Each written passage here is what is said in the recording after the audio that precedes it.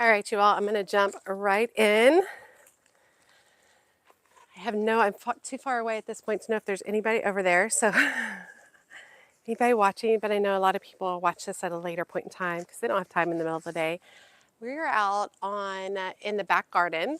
This direction is south, and I did a cleanup today of this particular bed. I removed all the zinnias. Was going to do something else, and then I got distracted because my topiary right here died. That's a whole other thing. You'll have to watch the other video. And I ended up cleaning out this bed, which made a lot more room over here. And you can see my cocoa marigolds are doing absolutely gorgeous. And so what I wanted to do today is I wanted to do a live. I ran out of time to do a video yesterday.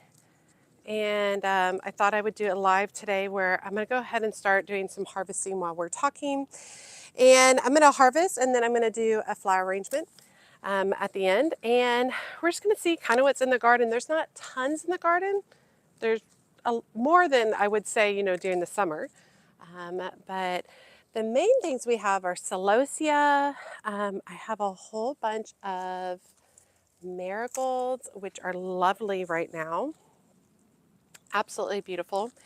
And cocoa marigolds are hands down my favorite marigold to grow for cutting because they have nice strong stems.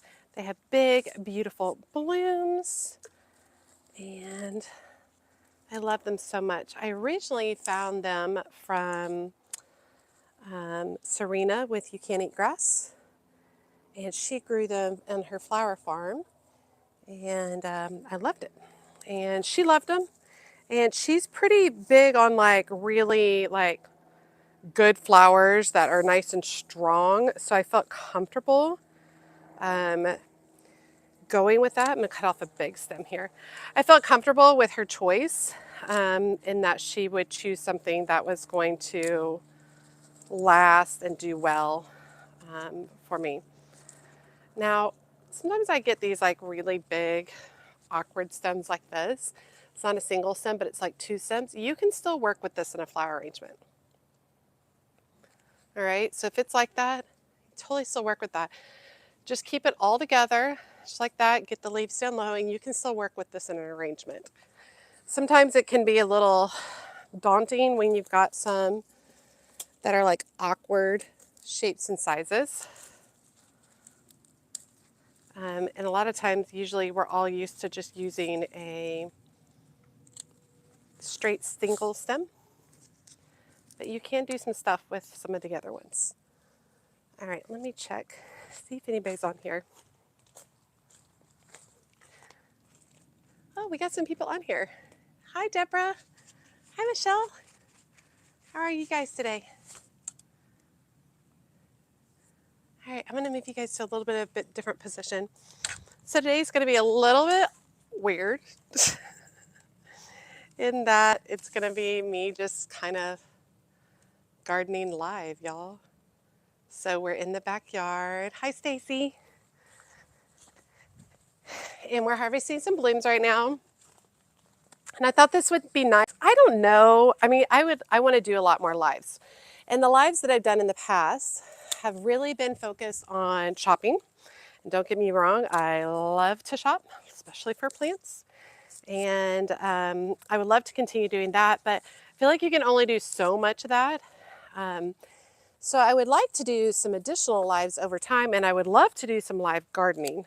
And so this is kind of like my first trial run with that, doing some live gardening. And I don't really know what that looks like yet, right? Because when I make a video for you all, I usually, for like 20 minutes of a video, about 20 or 15 to 20 minutes is about an hour of work. So I don't really know what that looks like for lives in the future. But it's definitely something to consider. Now, as I'm cutting these blooms, I'm noticing that they're kind of all wonky. See, look at this, gorgeous. Now this middle bloom is almost blown. Still tight though.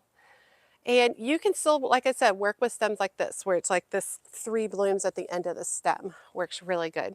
Now back over here, I'm gonna do some big cutting over here.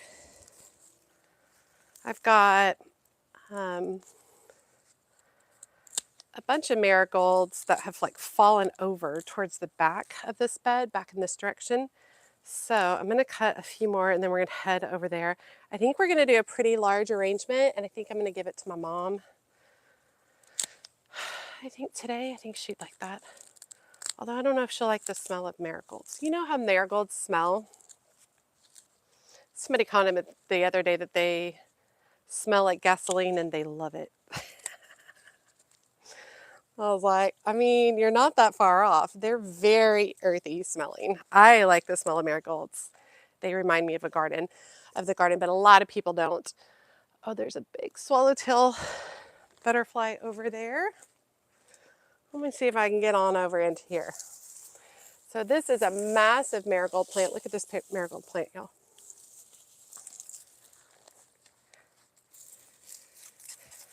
And it is obviously fallen over. Oh my gosh. All right, I'm just gonna come in and I'm just gonna give it a harsh trim off the top to help it. There we go. Be upright again. Look at all this. Gorgeous, right? So these are all cocoa marigolds that we're cutting, if you missed that earlier. And they are hands down my favorite marigold to grow for cutting flowers. Absolutely beautiful. Strong, big, bold blooms. I love them. So I was already out filming earlier today, and I ended up doing this bed right here, the zinnia bed, and now I'm feeling like that worked out really well because look, I have a place to dump all my marigolds and talk to you guys, which is nice. Anyway, but going back to live streaming gardening, what do y'all think about that? You think that's a possibility? I mean, does somebody just want to watch me work in the garden? I don't know. It'd be interesting. I think it'd be a little bit easier if like my husband were around, where they could like check the feed and tell me like what people are saying or what questions they have and things like that. And that bloom's not as pretty. I think that that could be really helpful in those situations. Okay, you can definitely tell that this where I cut a whole bunch off, it was definitely older.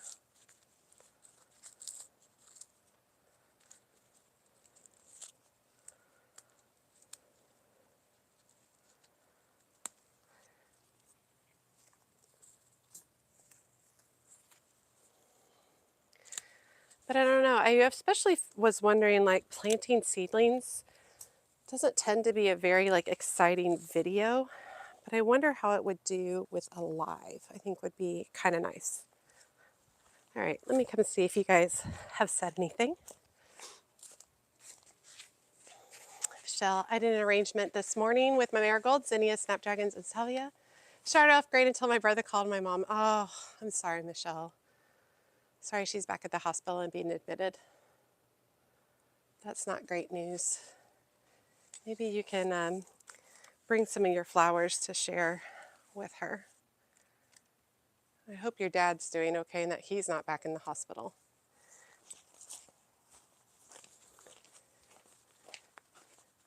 All right, you guys let me know your thoughts on live gardening.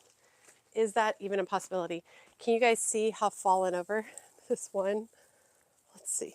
This is, look at that. Oh yeah, I really needed to get over here. A lot of these had fallen over. All right, I'm gonna stop after this group of marigolds, after I go through this one. And then I'm probably gonna shift over. I already harvested some celosia before the live started. We're gonna harvest some Siam Queen basil.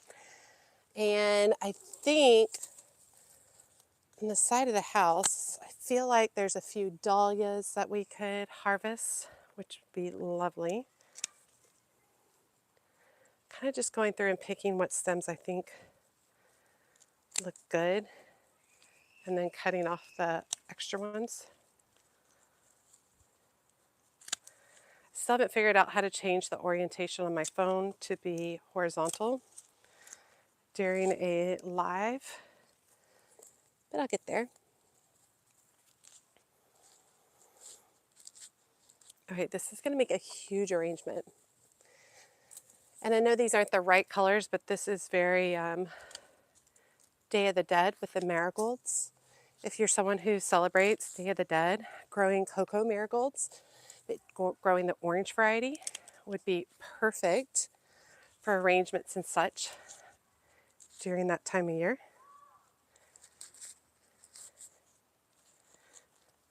Love them. Who would have thought such a basic plant? I mean, this is totally a base. I mean, marigolds are a common basic plant. But then you run into a variety like this. And these did not really struggle with spider mites the way they have in the past this year, which is shocking because, oh, I got an asp. Oh, let me show y'all. Good thing I have gloves on. Here, let me bring him over and show y'all.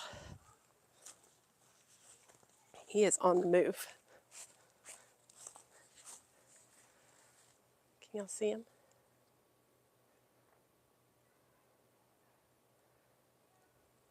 These guys will get you. Good thing I had gloves on. All right, just throw him off to the side. Yeah, growing the tall marigolds, I like it a lot. I never would have thought I would enjoy this so much. Okay. This is going to be the last, the marigolds. And I am even keeping some of these taller ones without they haven't bloomed yet, because they'll still look really good in the arrangement. That already, y'all. Great. All right, I'm going to move y'all over to the basil.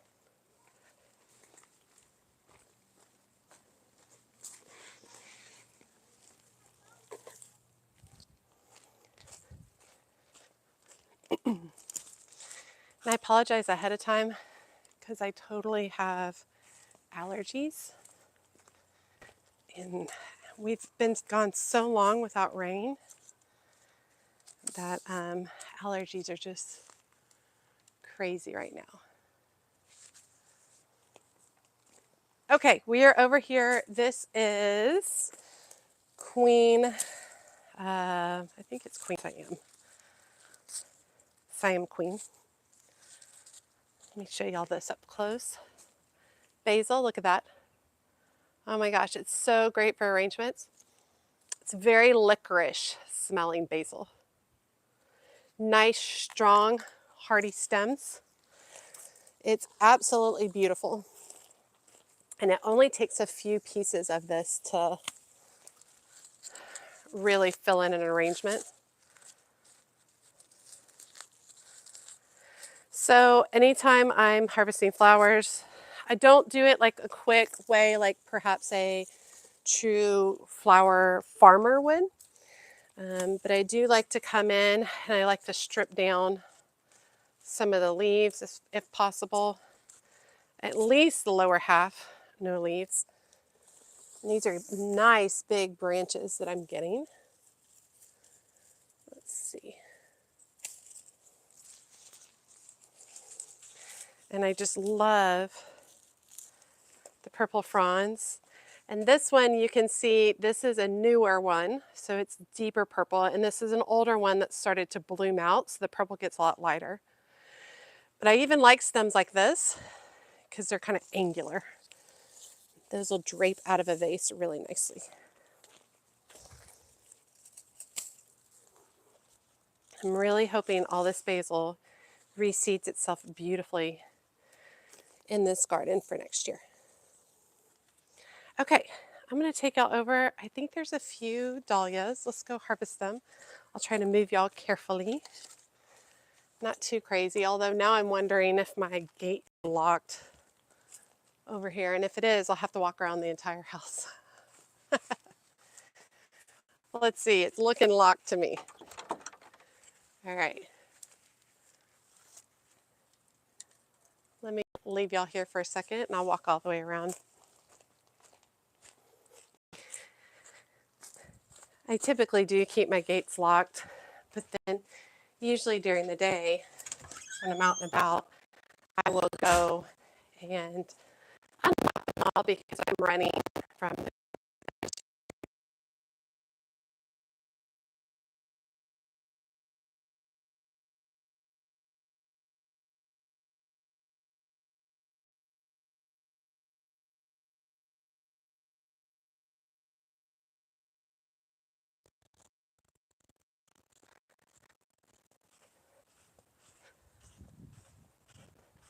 all the grass. Grass is wet. I guess my sprinklers went off this morning. I didn't realize.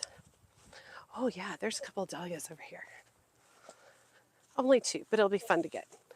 All right, y'all. Right on the other side.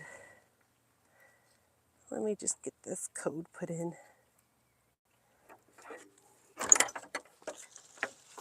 Hi, I'm back. Hi, let me take y'all. So we're going out on the west side garden, and I've got just a few dahlias over here, orange dahlias.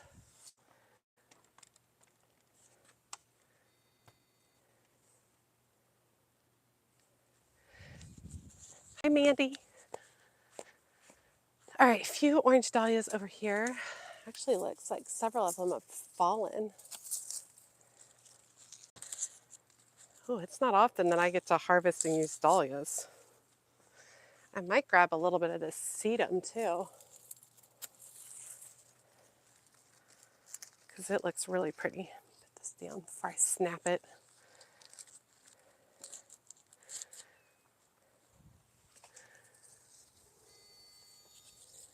We could grab a couple of stems of sedum.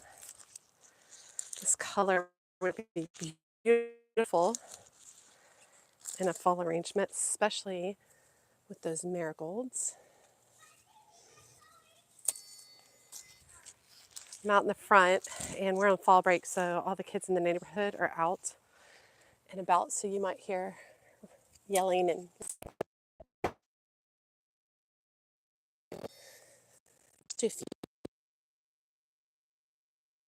and then a couple of these dahlias. Let me come show y'all. Look how pretty. This is Autumn Joy sedum. And it starts, when it first starts, it's green, and then it goes to a rosy pink, and then it kind of this all like pure rust as the season goes on. Really pretty. All right. Looking around, oh, there's a really pretty rose over there. Let me show you. We're not going to harvest it, but it is a Princess Charlene de Monaco rose. So let me walk you over there.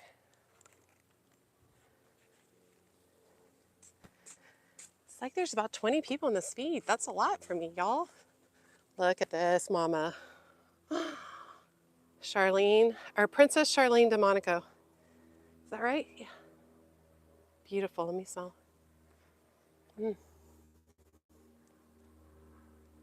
That's really pretty. Let me show y'all one more thing before we go start doing some arranging. So we're on the side garden. We're working our way to the front. Now this, I'm about to get a bunch of dahlias right here. That one of my garden mums. And my heirloom chrysanthemum, 2 weeks is one I just have planted in the ground. Chrysanthemums are so close. Maybe it really needs to be divided. And it's not quite purple, not quite. The front garden is just. Is this? Oh my gosh! Is that a loofah trying to grow? Y'all. No ma'am. We're going that I fall into a trap on when I'm harvesting flowers is harvesting so many at a time that I feel overwhelmed by the harvesting, and then I'm so tired from all the harvesting that I don't have enough energy to really put some into the arranging. So y'all see, I spent about 25 minutes, 20 minutes on the live, 5 minutes before y'all joined. Just spending time harvesting my flowers. And that is plenty of time. That's enough. If I keep going, I'll just be way too exhausted to really be able to do a good quality job with my arranging. So this is the hard part about lives and gardening live is being able to move around. And moving around, I mean, that's how we garden, right, y'all? And quite frequently when I'm doing regular videos, you guys don't really see me moving around because I cut all those parts out. Found a random Cubanelle pepper in the garden today. All right, let me grab my flowers.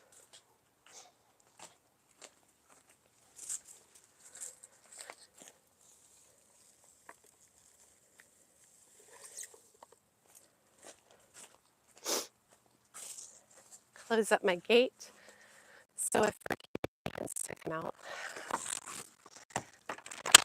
She doesn't like to come out, but if he should choose to come out, he can't get away because I need it. All right, so today I'm really thinking I'm just going to make a big, beautiful hand-tied bouquet. And then I'm just going to bring it over to my mom's and she can put it in whatever vase she would like. Take my gloves off. So things I'm going to need a pair of clippers. And I am going to need some twine. And also I've got my scissors over here too. All right, let me check the feed before we continue on.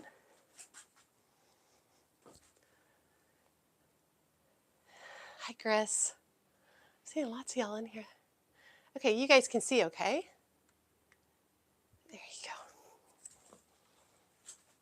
go. Okay, so lots of people watch this at a later point in time, which totally works for me because middle of the day, truthfully, unless you're a YouTube gardener, you don't really have a lot of time in the middle of the day.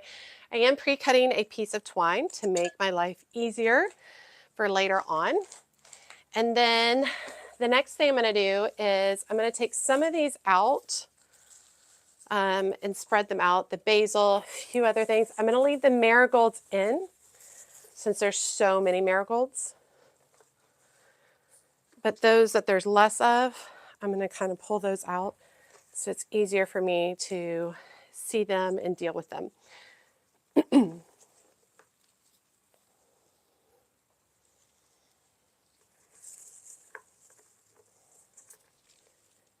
All right. So basically in the bucket, hopefully y'all can see that. Let me bring my chair over. Basically in the bucket, I've got the marigolds and some celosia. It's just a very little bit of celosia. Okay, so there's mostly marigolds. This is the time to start with the awkward pieces. So I'm picking up some of the stems that have trios of flowers and are a little bit more awkward. It's hard to put those awkward stems in at the very end. It's way easier to put them in earlier on. So I'm grabbing a few of those, and I am right-handed, so I'm going to design my left hand so I can use my right hand to put flowers in. Every time I'm putting flowers in, I'm going stem first away from my body like that. And I'm just using these marigolds as a base to get started. Now I can come in and I'm going to kind of weave in a little bit of basil here and there, and I'm always going to rotate the bouquet in my hand. Just I'm going to put in some basil, kind of nestle it into this framework. Really, it's pretty already. All right, I'm going to save a few pieces of basil. And then we're really going to now hit it with marigolds. Lots and lots of marigolds. Hopefully they're not all going to stick to each other like that. If you run into issues like that, you can just cut that off if you want, or you can try to prop it in. I've got enough marigolds where I'm not worried about trying to save every single one in. So I'm just going to start adding and rotating.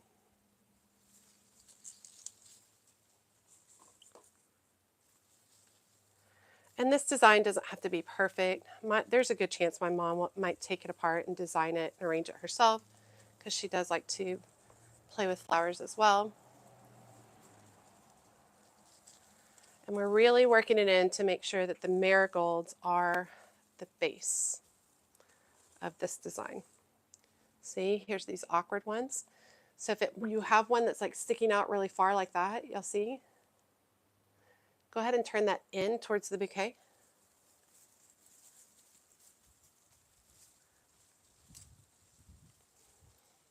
Now, marigold stems can be a little bit brittle. I think we definitely need some more basil over this way. Not brittle, they can snap easy. They're very crisp stems. So you want to be, when I'm holding it in my left hand, I'm not holding it with a death grip. Really just kind of holding like this, not a death grip though. And so now I'm holding the bouquet right at eye level, because I'm not worried about the top. The top is beautiful. I mean, look at that. It's been 5 minutes, right? Not even 5 minutes. Top is beautiful. Now I'm looking at the sides so that as I rotate, I look right here, there's a massive hole right there. There's nothing there.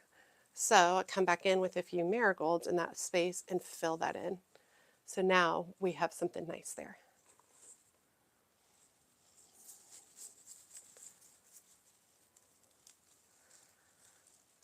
And I do have giant man hands, so I will say that hand-tied bouquets are easier for me than most people because my hands are large.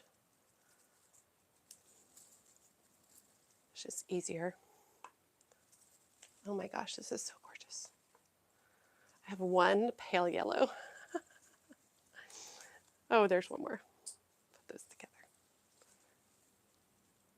Look how big this is. My mom will love it. Okay, I'm going to put in a little bit more basil. All right, and now we're going to put in some detail flowers. I'm going to treat the sedum and the dahlia like they are the same flower, because they're giving the same sort of color palette.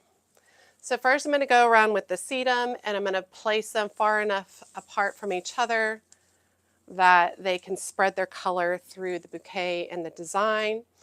And I'm really just coming in, I'm kind of just opening up the leaves or the stems with these 3 fingers. I'm literally using them to kind of insert, make my way through, and then put my stem where I want it. All right, and then we'll place a couple. I'm going to go from the top for these dahlia stems because they are fragile, more fragile.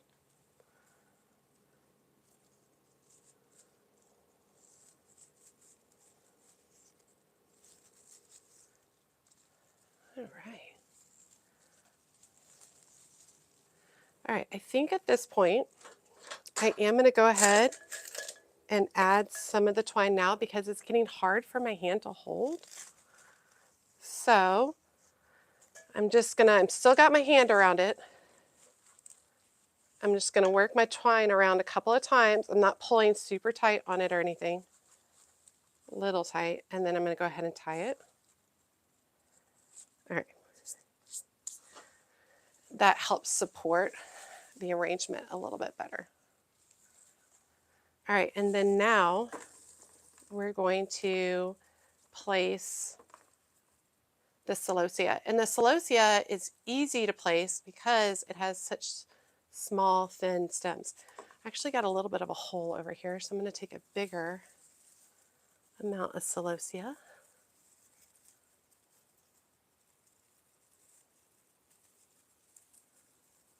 Work it in. Yeah, there we go.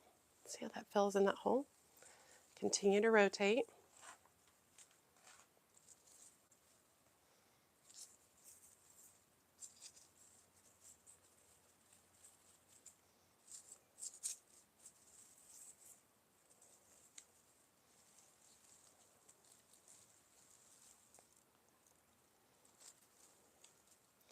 I do like the pop of pink of the celosia. Lightens up the palette a little bit, makes it a little more fun and whimsical. I'm going to lower the bouquet in front of me so I can see on top, and I'm going to push a few celosia into place. And you kind of just have to wiggle your stem around until you find a way through when you've already tied it like this.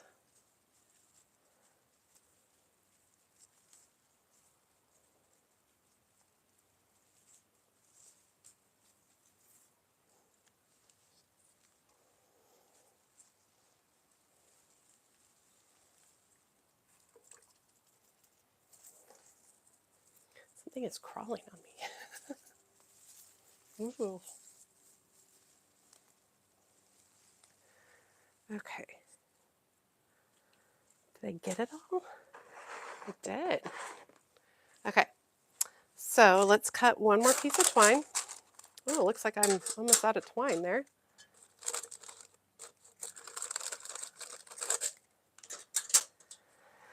All right, and then same thing that we're just doing, lay my bouquet gently down. Still holding it, I'm not letting go of the stems in the center. I'm wrapping the twine a couple of times. I'm going to tie that off. All right, and then I'm going to give it trim, even up all the stems.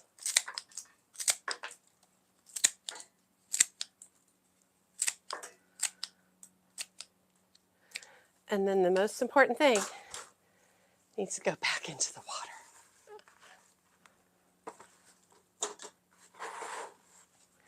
Okay. Oh, I had one dropped one. He didn't make it into the bouquet. Let me see if you guys are saying anything. Hello from Michigan. Hi, Rhea. Coleus makes a great filler too. Agreed. I enjoy watching you arrange flowers. My arrangement has gotten better. Oh, that's good. Lovely. Thank you. Okay, so goes right back in the water. A couple of different things. The reason this has to go back in the water is basically because of the basil. This basil will get a little bit limp. I'll bring it inside. I'll allow this bouquet several hours to just soak up water, specifically the basil. The basil is very sensitive. Once everything has started to perk back up again, then typically what I like to do is I'll wrap this in brown paper and then take it over to my mom's, or I'll put a pretty ribbon on it or something like that. And I'll give it to her to put in one of her vases that goes with her decor, which works a lot better. But I do really like the look of the whole bouquet. Let me stand up for y'all one more time so you can kind of look. I mean, it looks like a bridal bouquet. This is a really big bridal bouquet. But rotating it, I like the wild qualities. I like that some of the pieces are standing out a little more. I like that we have some dahlias because I just don't get to play with dahlias very often. Here's the other one. A little bit of sedum. You can see the contrast of that sedum, that color makes a big difference. If it was all just the yellow without that sedum, it almost would feel more summery than fall. So I think this turned out really nice. Now let me bring y'all closer before I wrap up. Okay, so we are 35 minutes in. Hi. We are 35 minutes in.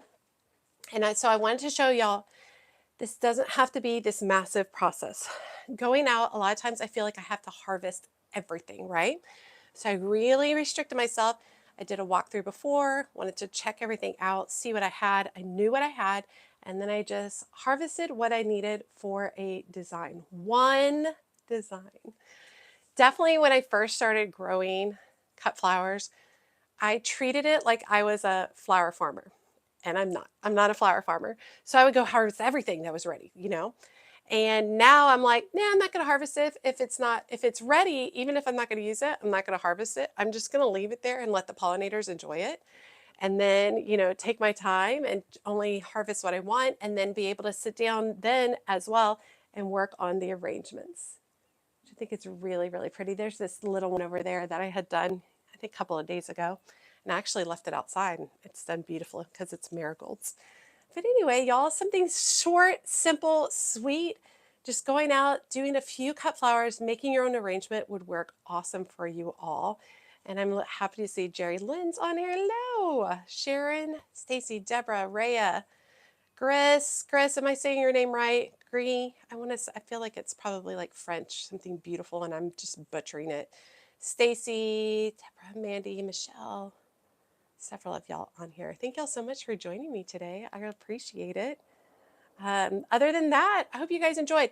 Let me know your thoughts in the future on doing some more live gardening. It would look different than the cut flower and arranging that we're doing right now. It would look a little bit different. But I think it could be fun. I don't think it could be like massive projects, but I don't know. Maybe I just do a live stream and y'all watch me dig my back garden and then hear me talk about random stuff because that's what I usually do. And I talk out loud to myself too when I'm gardening, even if you guys aren't here. I totally forget you're not here and I talk out loud to myself while I'm gardening. So, yeah. But anyway, hope you guys are having a great day. Thank you so much for joining me, and I'll see you guys in the next video. As always, she's a bad gardener or a decorator or anything else that she wants to be. Thanks, y'all.